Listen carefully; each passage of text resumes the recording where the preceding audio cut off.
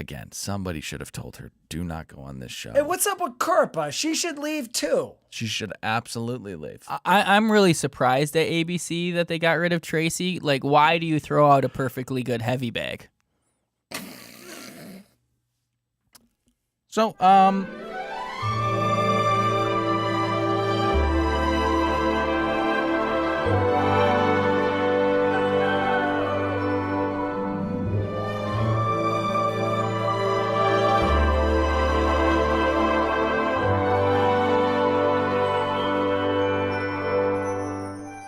hi, hello, and welcome to another brand spanking new episode of another Bachelor podcast. My name's Dylan. I'm saddled up next to one real Nicholas Davis. What's going on, everybody? Patrick, the producer's behind the glass. Hi, Dylan. How you doing, Pat? Good.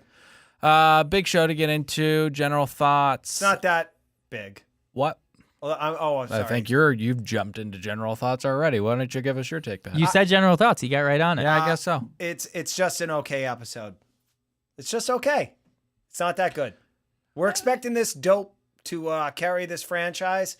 I don't think Colton's doing a good job. He didn't do a good job tonight. And the girls, while they are beautiful and nice, they're not that interesting either. Okay. Nick? General thoughts, do we give a number on The Bachelor, our Bachelor property? On another below deck, which is our below deck property, Bravo's below deck, hop on over there and give us 5 stars, subscribe. We do give knots, which is a rating system. Maybe we figure out some type of spectrum with which we can apply to this. Maybe rose petals, maybe we work it off. I was thinking rose petals too, but I was like, that's dumb, so I didn't say it out loud. Maybe thorns. We should workshop it off mic, of course. Okay, so this week I won't give a score. No. I only had one general thought, but now I just want to disagree with Patrick. I thought it was an above average, even really good episode. Yeah. And also, Tayshia, marry me. Okay. Very interesting. That's Very my attractive gal. Yeah, That's my I general will say we've got a lot of funny moments and one very, very sad one, which I'm sure you're all looking forward to listen to 3 white guys break down. I didn't think it was that sad when Tracy went home. No. That was not sad. But let's get into the show. Big morning. Chris Shitface Harrison comes in, calls Hannah Caelynn. Now, this is fake. That's 100% fake. There's no way Chris Shitface Harrison would confuse the two. They look wildly different as producers. No. Come on. No, hold on. Come on. I think he would because Harrison's been sidelined. There's less and less of him on this goddamn franchise lately. And, he comes in going, a producer will go, hey, here's your card. These are the girls. And he goes, yeah, I got it. I got it. And then he walks in and he mispronounces some girl's name. I get what you're saying, but need I remind you, we ran a best of Chris Harrison package on the premiere episode, so The conspiracy you're throwing out there, yeah, it crossed my mind. Yeah, but if that's the case, Chris Harrison is a phenomenal actor. I thought his delivery was impeccable. It seemed genuine to me. I think he's just getting a little punchy and doesn't really give a fuck. He's just cashing checks. What do you mean by punchy? Because he did and he's banging JoJo on the side. I don't know if you guys heard that. Some tea. Whoa! No. Andy Dorfman, not JoJo. Jesus oh, right. Christ. Right. I'm a pro. Let's get back on track. Obviously, because he confuses her for Caelynn. We've got this Hannah Caelynn tension narrative straight out of the top. Now, we know that Hannah B is nuts. She has the laugh of a crazy person. The speech Joker. Of a crazy person, yes. But I think that Caelynn is the real Maleficent here. I think that Caelynn is the evil one. And I think that she has made mincemeat of Hannah in the past and could if she wanted to now. I've went back and forth on who's got the upper hand, who's the crazy out of line one. I think they're both unstable, and I don't want to beat a dead horse, but the pageant system is not good for anybody involved. Get your children out of it. It's going to make you're going to create little monsters.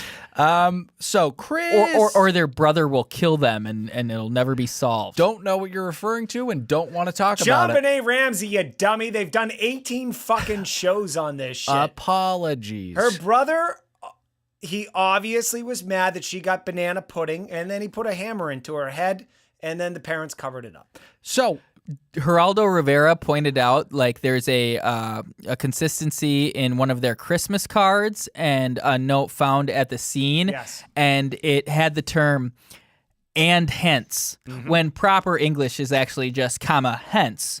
Right. And hence is a real tip-off that those parents are covering up for that psycho I mean, when little you boy. have an autistic child who killed your younger daughter, you have to protect one of them completely understandably. So Chris Harrison breaks the news that they're going to a place they've never gone before, and the girls erupt.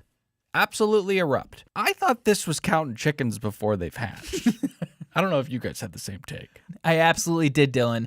Here's a quick list off the top of my head where the Bachelor franchise has also never been, but you definitely would not be excited to go. Coon Rapids, Minnesota. Yuck.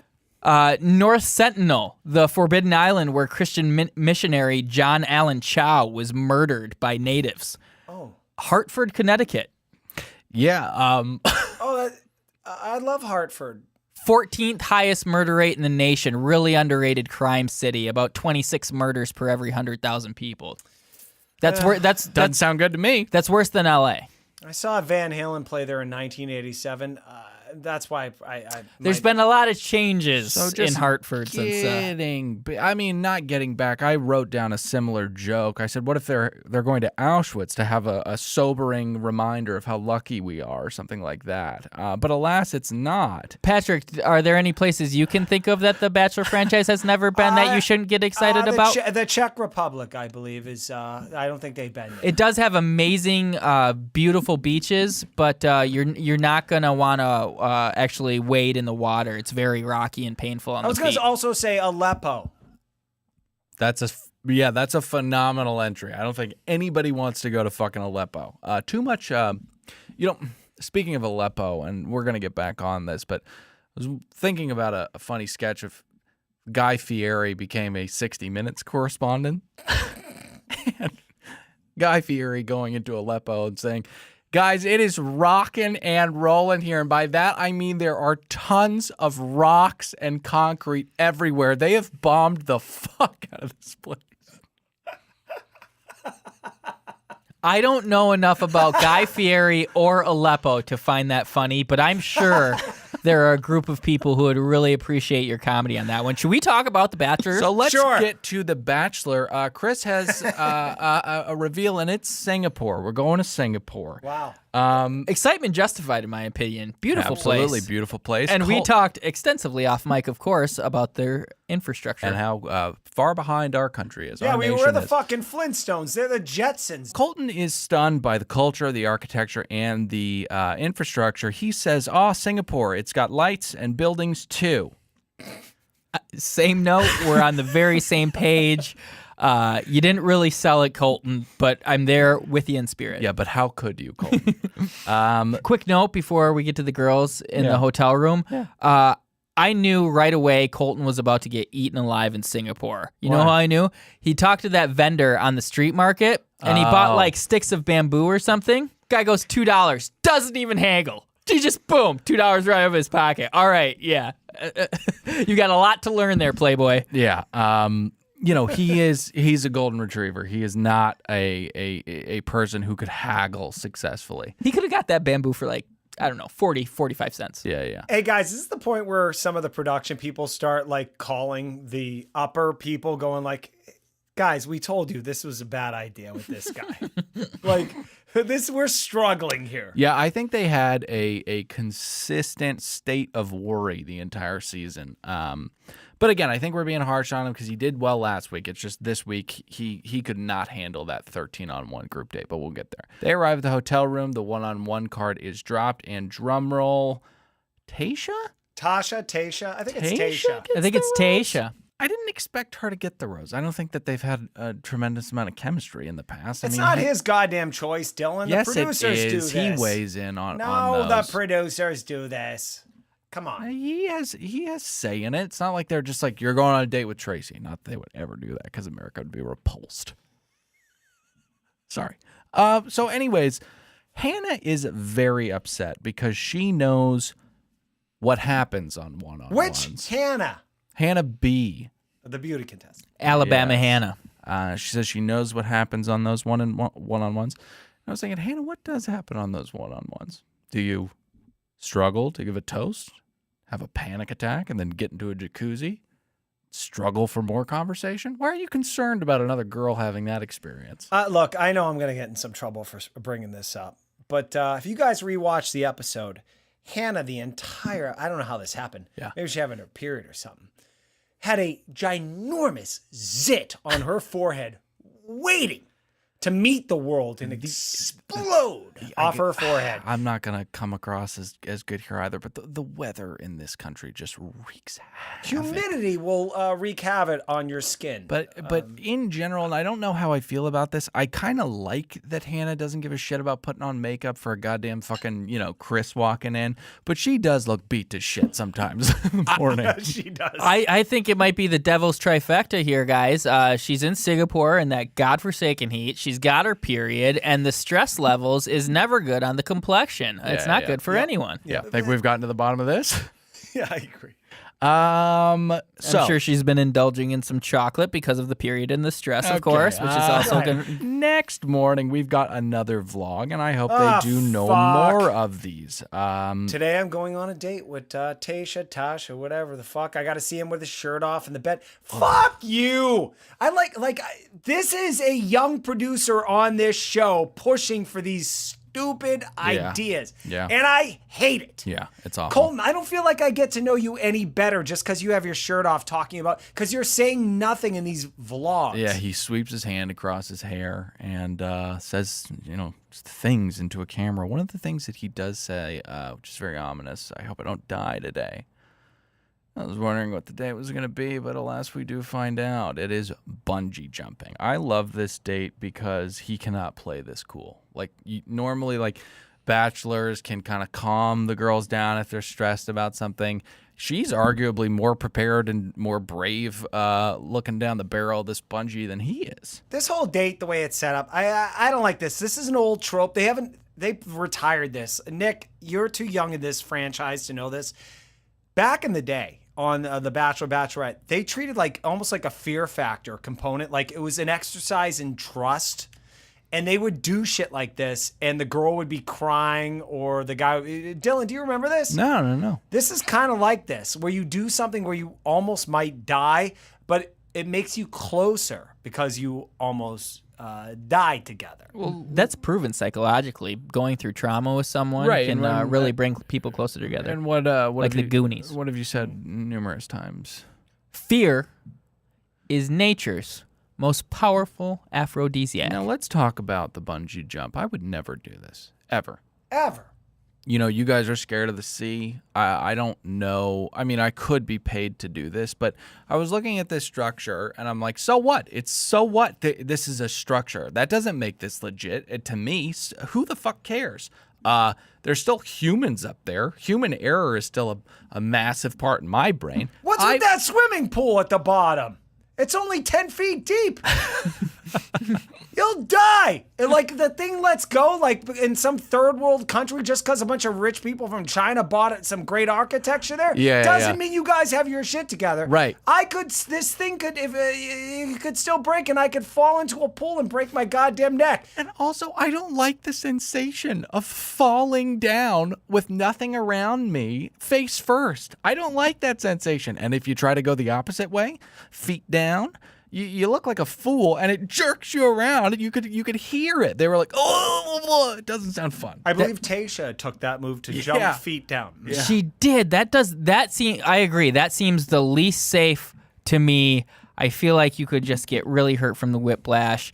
And if I ever do bungee jump, I'll tell you what, it's going to be on the soil of good old US of A.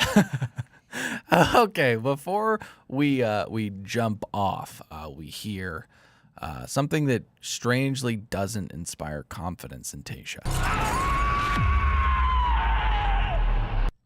I love the effects they put on that. A little reverb, I believe, or some delay. It's a tiny little bit of verb. I actually really feel for him because well, I don't scream like that. When I've been on like scary rides and stuff, I'll make this noise that's very emasculated, and I'll do it for you guys right now. Yeah. It's like,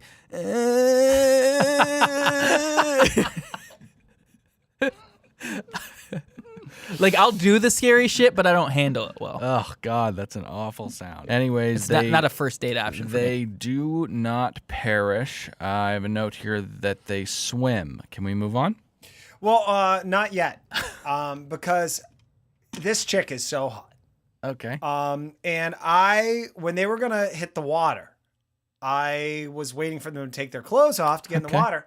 She, unfortunately for me, had a one-piece on, 5 as stars. opposed to a 2-piece bikini, 5 stars. in which I would get to look at her body. It was a one-piece, horrible swimsuit, and I hated it.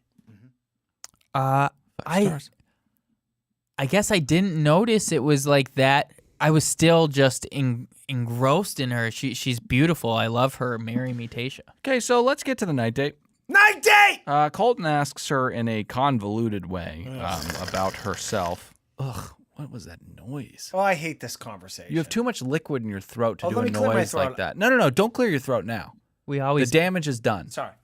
Colton asks her He in a doesn't know. convoluted way about herself, and if she had a 1% chance of winning this competition, she has a 0% chance now. I know it's a little bit hypocritical because he's got divorced parents, but I do not think he wants anything to do with somebody who's got a shaky familial unit. He's looking for Wonder Bread that is milquetoast and white. Dill, I'm going to have to agree with you here. She drops the I was married and I'm divorced and I'm 26. I always have some issues with that. Like, that's some bad mistakes very early on. Most smart people don't marry when they're 22, but hey, who am I to judge? I have more of an issue of what she later said about the divorce and how she got through it. She said that the divorce made her stronger and fearless. What issue could you take with that? Fearless because you got a divorce? Yeah. I once saw a news story where a child reported to his principal that he smelt alcohol on the breath of his bus driver. They gave the kid an award for being brave. I thought he was kind of a rat. How does that pertain to her fearlessness? She's not brave. Okay. Brave is, hitting the beaches in Normandy, running into a burning building, saving some kids. You're not fearless when you get a divorce, baby. You sign some papers. Okay, Tom. You sign some papers, and then you don't talk to each other anymore, and that's it. Okay. You're not fearless. The most recent winner in Bachelor franchise history was also divorced, Mr. Garrett Yergergen. Oh, that's true. Is that right? Yeah, he, because you didn't trust it at the time either. He had his whole like why he got divorced, blah blah blah blah. That's right. So I will say it's a bad sign, but it's not exactly a death knell. 0% chance. Fair.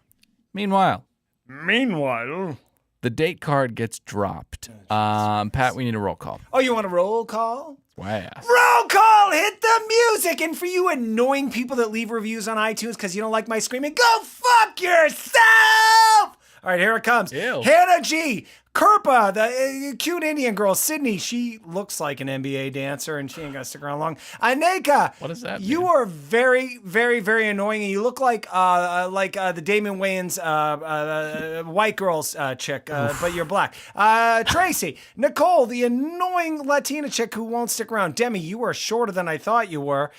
Cassie, Katie, and I think that's it. No. We missed Heather, Hannah B, and Elise. There is a problem. Annalise.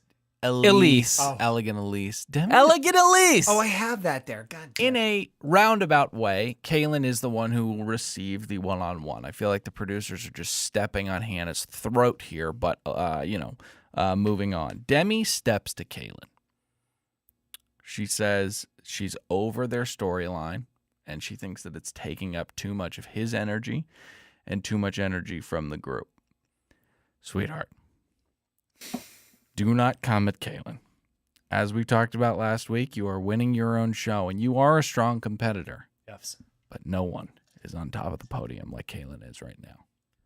Do not cross her. You will fucking lose, Demi. She runner up in Miss America. That's like basically a contest in bitchiness. And I would love to meet that ruthless savage that beat both Caelynn and Hannah B. What kind of psychopath is that? Arkansas, I'll tell you. All right, let's get back to the night date. Night date, back to it. She gets the rose, and they go on a Ferris wheel, but not just any Ferris wheel. This is fucking incredible. Because it was so high up in Fear is Nature's most powerful aphrodisiac. She was very excited about seeing that Ferris wheel, sir. I will say the cinematography, like, really did not sell. Like, I was so confused. Are they in one of those things? It just kept going. It looked It looked like they were in a room, drone shot. In a room, drone shot. But, like... They were in one, but it was confusing to me. I can't work out. There's probably some stabilizing mechanism, but I was thinking about how funny it would be if it was like an Inception room, you know, like the hallway that was spinning around. They're, like, kissing, and then all of a sudden they flip over and the champagne, like, careens off the wall. Yeah. Yeah, want to get to the next day? Yeah. Yeah, because this girl has no chance of winning. We've spent way too much time on her. We explored the streets of Singapore with the aforementioned Group date. It's 700 degrees out. There is so much glisten. There is so much sweat. Demi kicks off the date with a full leg wrap around. Toddler jump. It makes Colton extremely uncomfortable. She clings to him the entire beginning of this date, and this is where... Oh, yeah? Oh, I was going to say, is this where we noticed how short she was? Oh, got it. Like, she's a little tiny person. Yeah. She's like a little tiny monkey. I actually thought she looked like Mini-Me. She climbed on his back at some point. Yeah, that was cute in the Austin Powers franchise. Just the two of us. I was going to say this is where Courtney begins to spiral. Rest in peace, Vern Troyer. Oh, yeah. You know, we've talked about it. Let's move on. We've talked about it before on the show. Not too good to be too short. Not too good to be too tall. It'll fucking cut 20, 30, 40, 50 years off your lifespan. Anyways, Your next, Kareem. so this is where Courtney really starts to spiral. She'll get exponentially more and more annoying as the episode goes on. But yeah, couldn't be happier to bid this bitch adieu. So let's move on to quite a sight to see, a leech store. You walk in, you pop a blood-sucking insect on your body, and it clears your quote-unquote toxins. I hate Courtney, but she has a very good point. Is this up to code? Well, why are any of them volunteering to do this?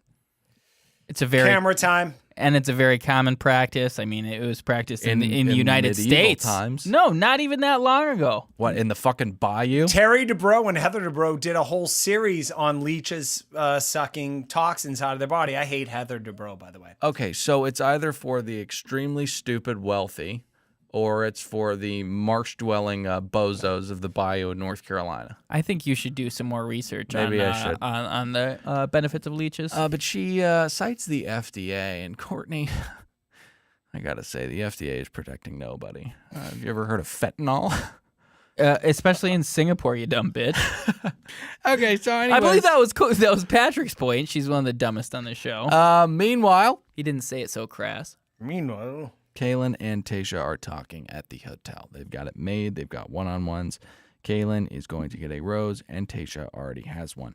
Hannah was upset, and they are speaking about her bruised sensibilities. And Caelynn says, lost myself in the notes. Caelynn says that she's concerned we're going to see behavior like we've seen in the past. This was a bitchy tone and a fucking bitchy way to formulate a sentence. Oh, I'm concerned we're going to see behavior like we've seen in the past. Ugh. Forget the leeches. Let's get on to the fortune teller. Savage line by Hannah B about the leech being Caelynn. Probably fed to her by producers, but I loved it. Yeah, okay. Hannah's...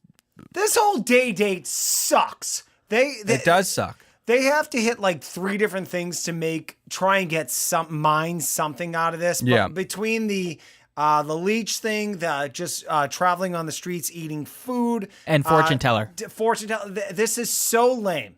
Fire the producers. They're so horrible. This sucks. You got 13 women following this guy around. There should be way more interesting stuff happening here. This sucks. Yeah, they go to a fortune teller. Cassie and Colton were sister and brother in a past life, which we'll get to in a minute. And they sit down and they sample some local cuisine. Now, this was silly as well, but I thought the funniest part was how uncomfortable Hannah G is.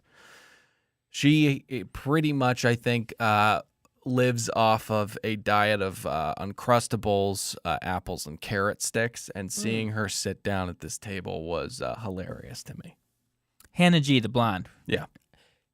What gives you... Just because she's so plain, Uncrustables? Why? Yeah. Why do you... Okay, Yeah. okay. Yeah, you know, like I just listed like what a 5-year-old would eat in their lunch pail. Gotcha. And that's what she's eaten her entire life.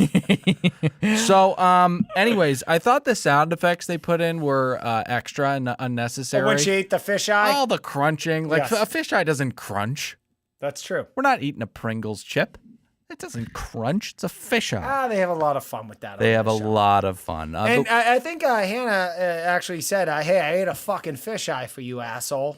I don't think she said that verbatim, but you may be She was circling thinking it. around it. She didn't say the fucking or the asshole, but she did say I ate a fisheye for you. Some of the cuisine they ate was bullfrog, Yeah. pig feet, eel, and of course the aforementioned fisheye. Yeah. And I will say some that food may have made some people sick, but you know what made me sick? This WAPO article, the Washington Post article, or as I like to call it, the Amazon Post. The Bachelor. Wow, biting. It's like stolen from a Trump tweet. The Bezos Times. Amazon, oh yeah. Stolen from a Trump. He's got good lines. No, he doesn't. Washington I know Post. more about technology than anybody. The Bachelor goes to Singapore and perpetuates nasty stereotypes about Asian food by Mara Judkis. Sure, she's a lesbian, that bitch. Okay, we were talking about asymmetrical polarization, earlier on today. How the right's ideology with governance has gotten much more radical. But let's talk about what the fuck are we doing as liberals putting out articles like this? This is fucking insane. Who's we got a turd in your pocket? Whatever the fuck that woman's name is, take some time, go do some actual fucking reporting. Nick, read the article. Just a couple. Give us some bullet points. The show has never been known for its diversity. Only one woman of color, Rachel Lindsay, has ever been the Bachelorette, and a major plot line on her recent season was a contestant's racist tweets, which were condemned. Jesus. 2 women of mixed Asian heritage have won previous seasons of The Bachelor, but in the show's 23 seasons, most of the suitors and winners have been white. But even for The Bachelor, last night's episode felt especially disrespectful. The contestants were openly mocking food that immediately obvious they did not even attempt to understand. It goes on, more dribble. It's gross. I don't want to eat dribble. a fucking eyeball. All right? I normally don't get served that in a fucking American restaurant. Jesus and Christ. you know what? Sorry to be, old fucking lefty over here, but sorry, The Bachelor's a little white because it's for middle fucking America, which is white. Moving on. Filthy yucky normies. God bless us all. God bless us all. So I would like to say the grossest thing on that table, and listen, I don't like The WAPO article. No. I'll eat a bullfrog if it is grilled over charcoal. I don't want to see stewed bullfrog. That's not a kind of protein I want stewed. Too thick. Not a lot of meat on that bone either. Yeah, and then, I'm fine with the pig's foot, The eel did not look good, but the worst thing, and I mean it, the worst thing, were the Pepto-Bismol milkshakes. Did you see that? That was weird. The pink drinks. Did you see that? That just seemed like a sugar drink to me. It looked like a cup of Pepto. Night date. Night date! Hannah B pulls him first, and Colton says that he's got his Hannah back. I don't think he does have his Hannah back. I think he's only keeping her around because he's being nudged by producers to do so because of the drama that is ensuing between her and Caelynn. Caelynn. Almost said it. And you know what? Somebody said in our Facebook group, parents, stop with the name Caelynn. And if you're going to name your kid Caelynn, which already has too many vowels and too confusing a sequence, do not put 2 N's at the end of her name. You fucking maniacs. Let's get to Cassie. I was gonna pop quiz you guys. Can you guys spell it? Caellynn. He nailed Y, it. there was a Y, He yeah. nailed it. Like, what the fuck is that fucking name? Let's get to Cassie, though. Cassie and Colton. Definitely would be in the top 3. Cassie? Mm-hmm. I love Cassie. I think she's beautiful and sweet. Inside and out. Have you touched on the brother and sister thing yet? Yes, of Oh, okay. course, and I'm about to get there. I am Sorry. concerned, though, that she's not making strides the way that I thought she was going to. Maybe she's going to be a dark horse and she's going to, pull up from the rear. But, Nick, you're looking at me with a perplexed look. I really don't think that Cassie is doing as well as we all thought she was going to do. Just in this scene we're about to play, this clip we're about to see, they couldn't keep their mouths off each other. Even when we see them talking before we see making out, he looks like he is covered in her lipstick. I know, but He's wasted. They're having drunk.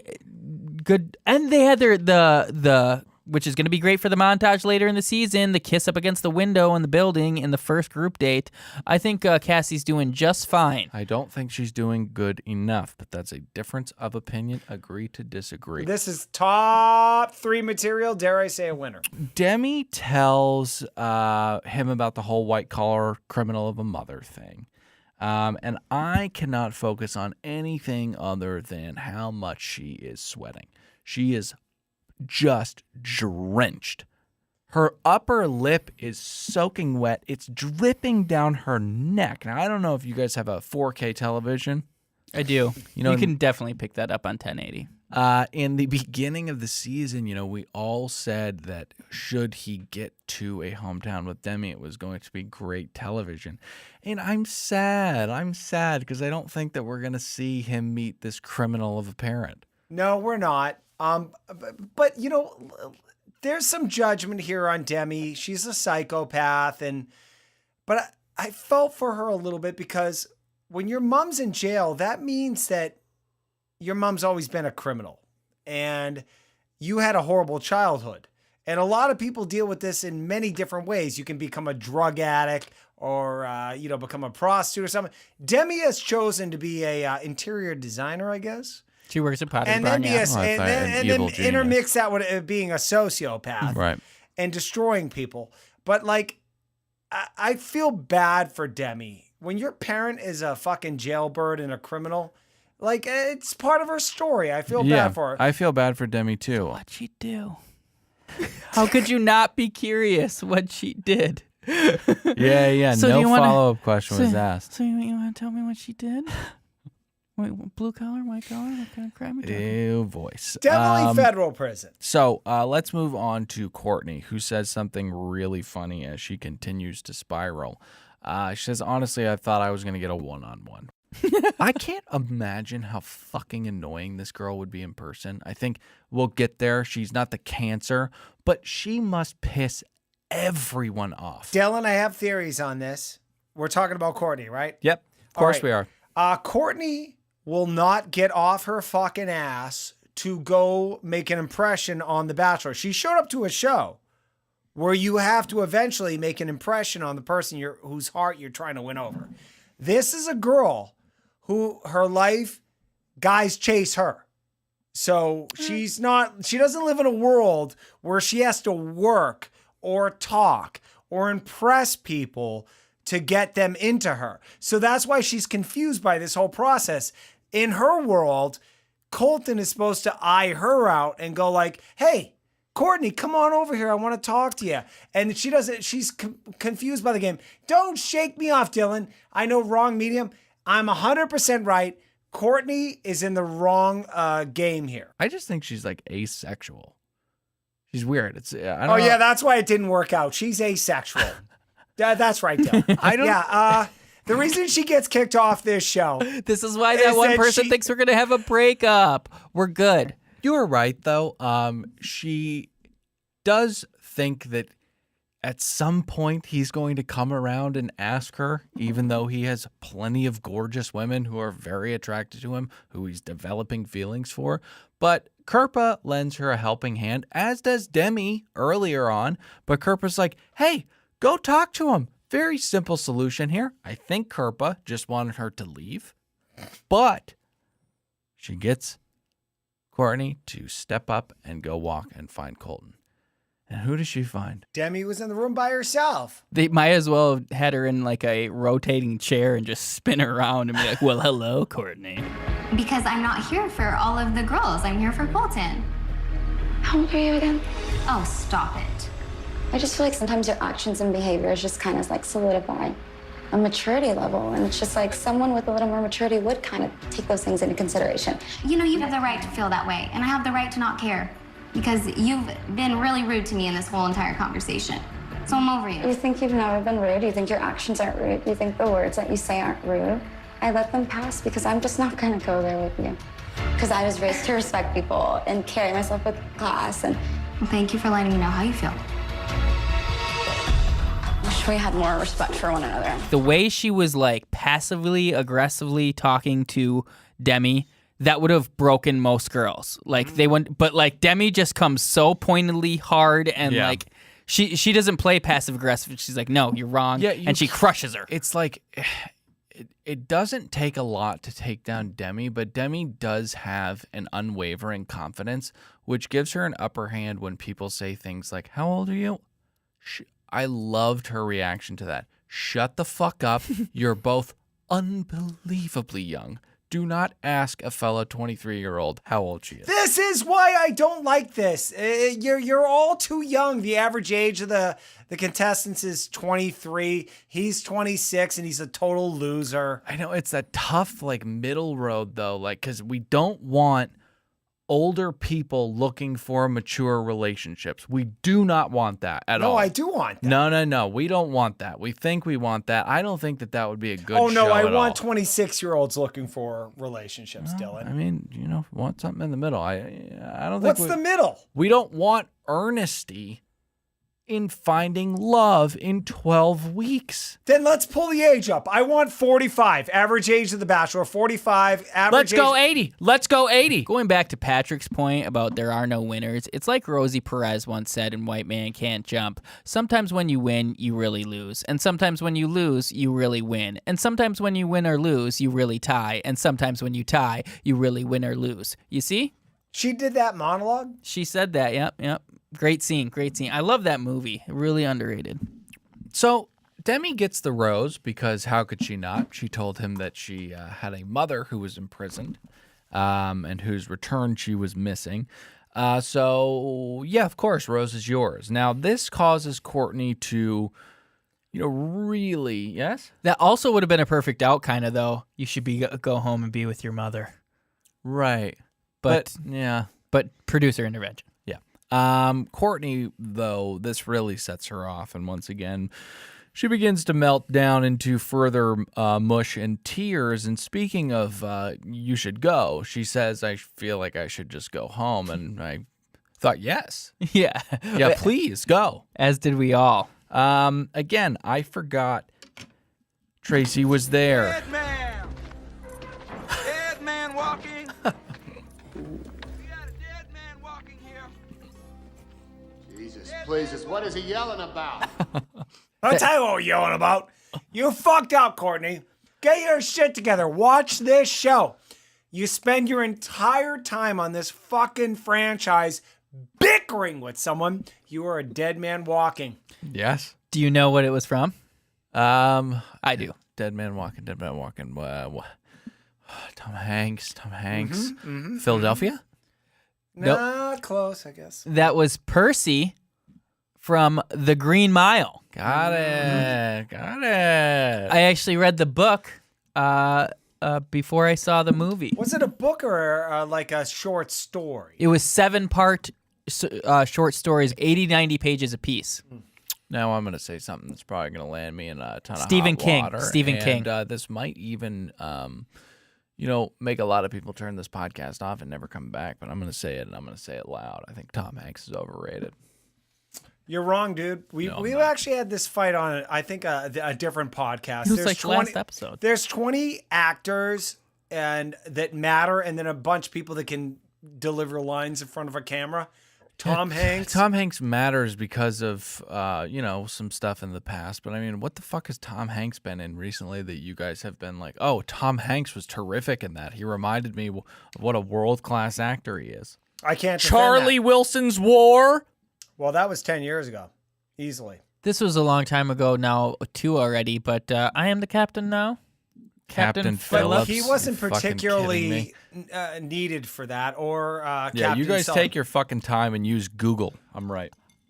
I want to say Survivor. It's not called Survivor. But Castaway. Yeah. riveting. Yeah. No. That was a good one. And he's by himself. It's riveting. Yeah, that was Dylan, a good one. you win. I'm going to give this to you. Thank you.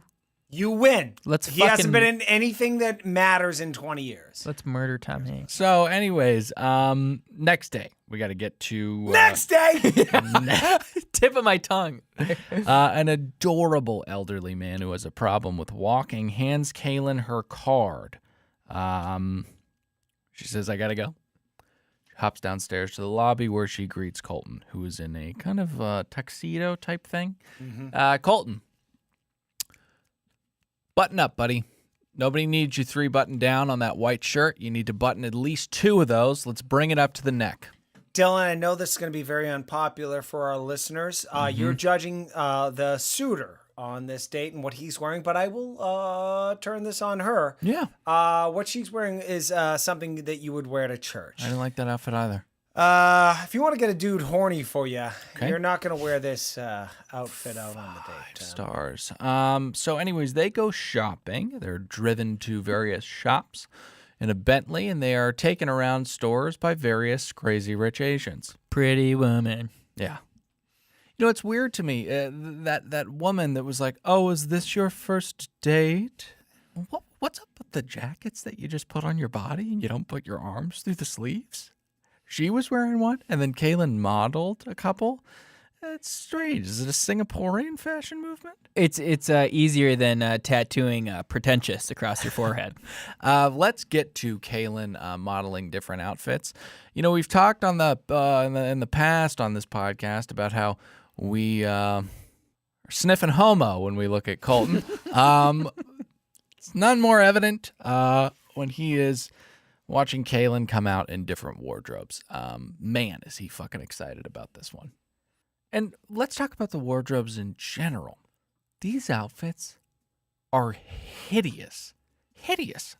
These showpiece gowns are disgusting and ornate. I don't care if you wear that to a goddamn Golden Globes red carpet, which you're never going to, Caelynn or Colton. You are reality TV famous. Let's remember, you're never going to wear these dresses anywhere. But maybe that's mean, maybe that's not. Maybe I'm right, but there were too many sequins on those fucking jackets and those dresses. Now, I'm no Louis Vuitton, but I thought the sequence was a little excessive. Sequin. Sequin. Sequins. Got it. Yeah, that's Yeah. what I meant. Yeah. But I agree. It was very reminiscent of the 1985's Rue McClanahan. 1985's Golden Girls featuring Rue McClanahan. Is that what you're talking about? Yes, which young Patrick used to masturbate to. Yeah. Pat, do you want to chime in because this is so close to your heart? Yep, turned your mic off, didn't you? Rue McClanahan, so hot. I'd still bang her. She dead?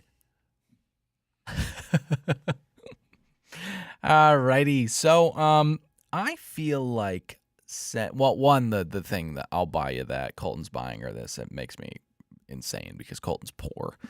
And this clothing is ludicrously expensive. If you can afford it, your salary from that nonprofit is too high. Yeah. Colton. Yeah, exactly. You're not helping any kids paying out all the profits going into the charity. to How yourself. expensive could it be to take these kids to parks? Honestly.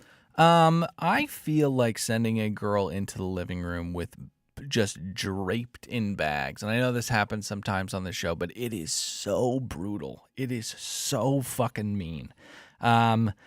It's like walking into a pit bull den with a loincloth made out of meat. Okay. I just talk sometimes. Yeah. I love you can tell who's serious about this relationship in this show by their reaction. If anyone is more happy than they are upset about this, they're a goner.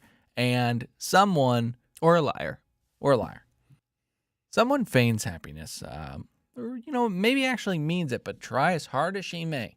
She's very, very upset. Pat? It's not easy when I see someone that I'm dating now doing that to someone else. It's like, fine. It just sucks. But I am so happy for Caelynn. Like,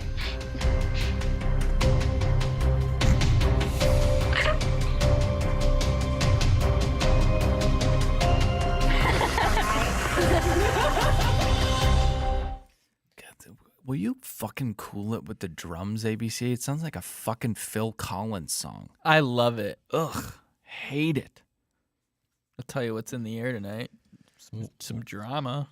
Okay. Normally, when you would bring back, I've never seen a date like this where a girl comes back with this cachet of gifts like this. This is kind of different. I feel like ABC made this happen because they knew what was going to happen at the night date. I'm just saying.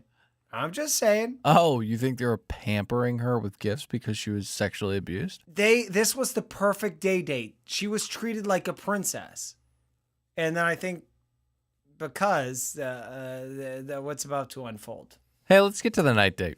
Night date! And we come to a screeching halt. Yep, that's what that sound effect was. Okay, so it does not need to be said that there is nothing to joke about here whatsoever. The story that Caelynn tells is horrific, and my heart breaks for her. But I do have to say, the expediting of this process of revealing trauma and things in your life that are supposed to bring you close to people who you are extremely intimate with is no grosser than it is here. She's known this guy for like 3 weeks, and she's telling him this on camera. It's just, I don't get the mandate of having to talk about divorce and familial incarceration and God forbid this on like your first date with somebody. It's crazy to me. You just said that so much more eloquently than when we were discussing it off camera. And you know what? I agree, like this doesn't have to come out this soon. You would have 5-6 dates before you're hanging out at home, and like this comes out after a couple bottles of wine. Yeah, you could go years. I mean, it's of course it's her story to tell, and if she wants to tell it now, but it just, the whole thing is just gross. I mean, they handle it as well as they could. The gross part is because we think someone would normally wait longer. Is she being pushed into it by production? Yeah, exactly. And most likely she is. It's just a fucking, we don't need to get into what happened to her, but it is a horrific, horrific story. Said she was turned away from a hospital. He kept it from her parents. I just want to say, the kind of guy or guys that do this, death penalty? I mean, death penalty? What kind of fucking, I mean, we're scumbags, and we would never come close to doing this to a girl. It's psycho to me that there are guys out there that fucking do this. So, I don't know how I would handle being told this on camera, especially not really knowing somebody that well, but I think it's safe to say Colton does not do a great job with this.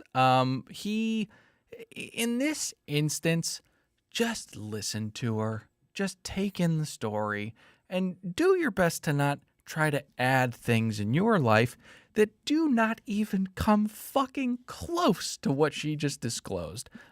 Your virginity and your struggles with your virginity being one of them. Pat? I don't know, I think that's one thing people will never understand is like the intimacy that goes along with what you've experienced. Mm-hmm. And I've been on the other side of it. Yeah. Mm-hmm. And for me, for that to be my first love and like the first person who like I found like for me. Mm-hmm. And it didn't happen. And opening up last year about my virginity wasn't the easiest thing to do. Right. But I think like the thing I realize is everybody who asks me is like, why are you a virgin? They expect this simple answer. They want a reason. Yeah. And my reason is complicated. The only, especially hearing it, just concentrating on the words, the only way I can take that is he's blaming his virginity on the fact that he dated someone who was also sexually abused. Yeah. It's a weird thing to unpack. It's illogical because you've had plenty of other opportunities in your lifetime. Right. It's just like blaming, but more gross, blaming your NFL career for the reason you never had sex. Yeah. It just doesn't. It's illogical. And like you said, don't try to compare that to what she went through. Yeah. Please, just listen. Either way, he handles this horribly. Just listen. Shut the fuck up. You don't need to match her or try and find a bonding point here where you can relate to this, because obviously you can't. So just shut the fuck up and listen and hug her. She does say at one point, like, she feels very safe with Colton. And and why wouldn't she? All he's ever done is take no for an answer. Okay, let's move on to the cocktail ceremony. Hannah G takes him away first. Whoa.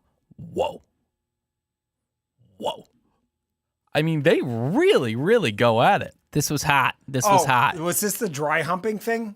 I mean, am I wavering on this whole Colton's gay thing? No.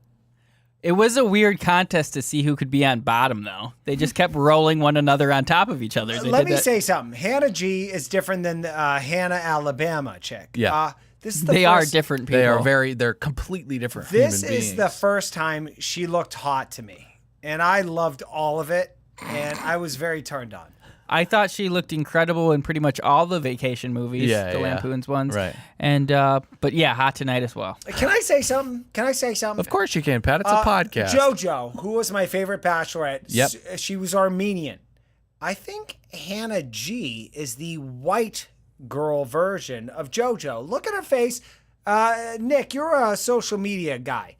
Put a comparison of JoJo's face and Hannah G's face. They are the same girl. And throw in Linda Del Monaco, too. Who's that? Yeah, no, hit the music while I'm at it. Who's that? What's her name? How dare you? What's her name from Vacations? Beverly D'Angelo. Beverly D'Angelo. Got it. Almost. All right, let's move on. Caelynn pulls Hannah aside. Pageant beef squashed for now. Do want to mention real quick. Did you guys? I don't know if you guys have seen this going around on the social medias, but there is just the pettiest shit I've ever seen between these two ladies. I think it was back in May of 2018.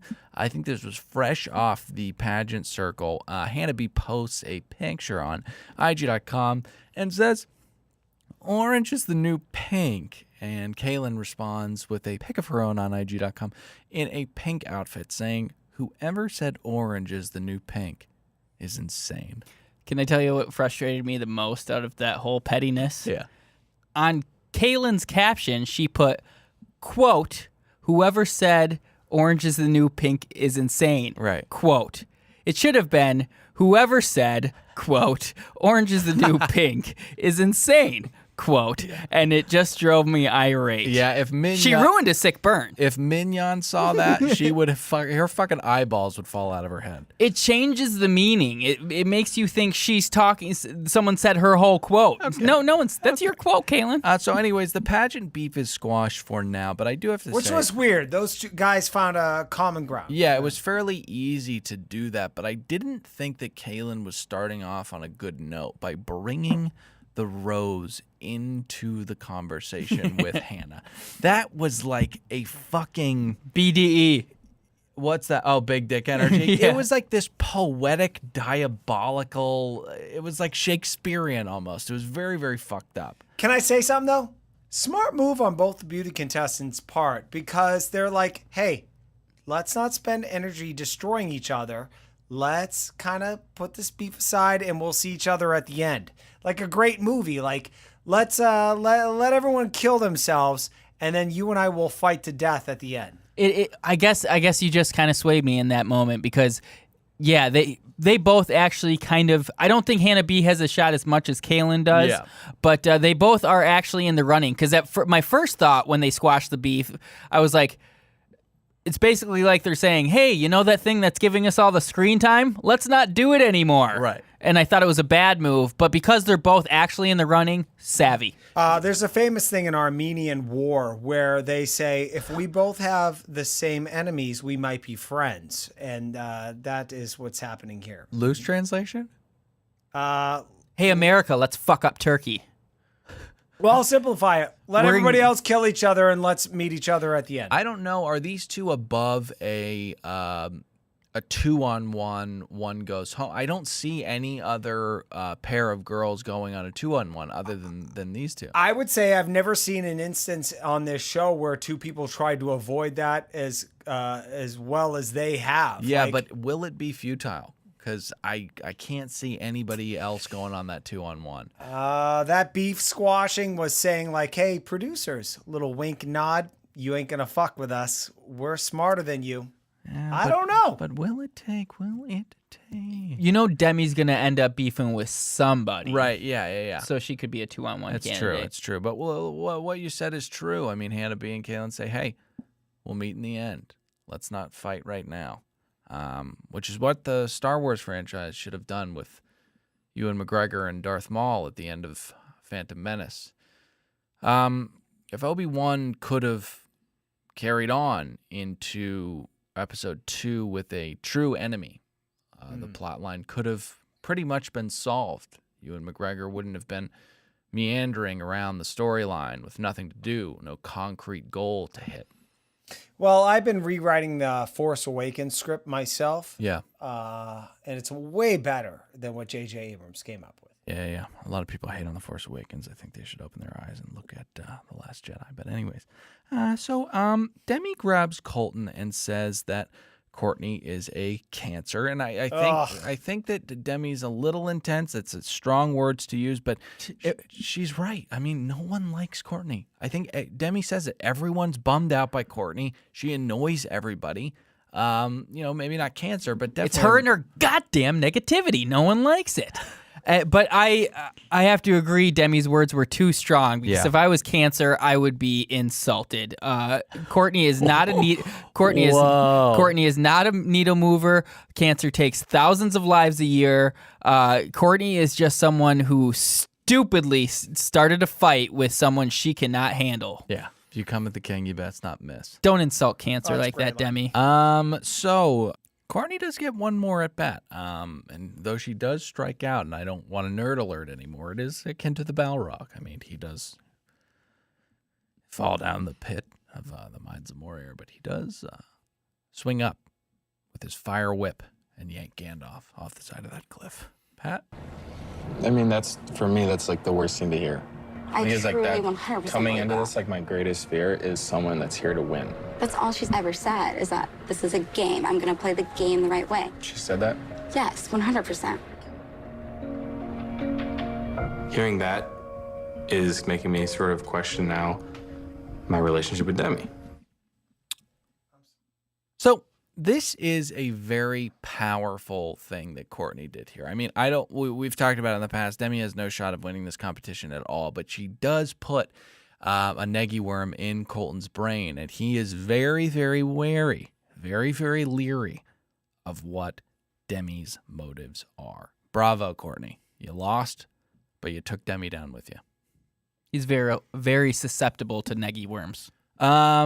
Courtney goes downstairs because she's furious that somebody has called her the Cancer of this house. She takes a poll. Who thinks I'm the Cancer of this house? And Demi's hand shoots up so fucking fast. That was one of my favorite Demi moments, and there have been many, but the unabashed... Yeah. Oh, no, that was me, by the way. Owns it. She owns it. Yeah, I said it. Yeah, that's what I think about you. Just fucking unwavering. And I have to say, they have a little confrontation here, a little bickering. Watching this at 2.3 speed, my head was going to fucking explode. Oh, my God. The drama was intense. All right, let's get to the rose ceremony. Pat, who goes home? I would like to hear a roll call of who gets roses. Oh, Nick, we don't need to do that, do we? Pat, do you have a roll call of... Roll call of who stays! Flathead! horrible on this show. Hannah G, she's growing on me. Kerpa, huge fan, but zero chance of winning. Hannah, beauty queen. Katie, use your nose, get ahead. Elegant Elise, NBA dancer, basically, she's basic in LA. Cassie, super hot blonde. I think she's in top 3. Nicole, no bueno. Anika, you look like Anyeka. You look like. Let's leave Anyeka alone. All right, fine. See ya. So those are the people that stay. The people that leave are one Courtney, as we've discussed, and let's say goodbye to that horse with a broken leg, Tracy. We've talked about contestants that have amazed us with their longevity in the past, aka Josephine, the horse with 3 legs. No shekels. What? I was gonna say I lost some shekels on Tracy. 10,000 odds. You take them. Yeah, exactly. Tracy had the chance to just amaze the world and last another 2 weeks, but I'm happy that she doesn't because, again, somebody should have told her, do not go on this show. Hey, what's up with Kerpa? She should leave too. She should absolutely leave. I'm really surprised at ABC that they got rid of Tracy. Like, why do you throw out a perfectly good heavy bag? So, they could have, like Annalise. We could have had tons of fun with Tracy. She seemed unstable. yeah, I know, but 15 girls started at the beginning of this episode. I think we're down to 12 now. 13, 2 went home. Damn it. as Courtney's leaving, Demi continues to just spit venom. She's biting her rose throughout the rose ceremony. She's smiling and giggling when Courtney goes home. She's waving at her with her rose. And I just have to say, egg on your face, young lady, because you know not who has cut your legs off in this competition. It's that young lady who's your same age getting into that limo right now and driving away. But we'll have to wait and see when Demi goes home. Hey, guys, next week looks fun. We've got Heather getting her first kiss after Colton's licking his fingers. We've got Cassie and the beach. Who knows what's going to happen? But we'll be here to break it down. Remember, jump in those iTunes ratings and reviews. Leave us 5 stars. Not 4, 3, 2, or 1. Join us on the Facebooks.com at what, Nick? Facebook.com/group/Another Bachelor Podcast. And then also Patreon. Guys, we've got our fucking Super Bowl predictions there. I mean, what are you doing not spending money on this? What are you doing? www.patreon.com/Another Podcast Network is where you go for all that. We've got 9/11 conspiracy talks with the Sulk. We've got a thank you welcome video, which is our Birdman. Go there, sign up. You will not be disappointed. That's it from me. I'm Dylan saying goodbye. Nick, say goodbye. Goodbye. Pat, say goodbye. Pat, say goodbye. Patrick. Oh my God, he fell.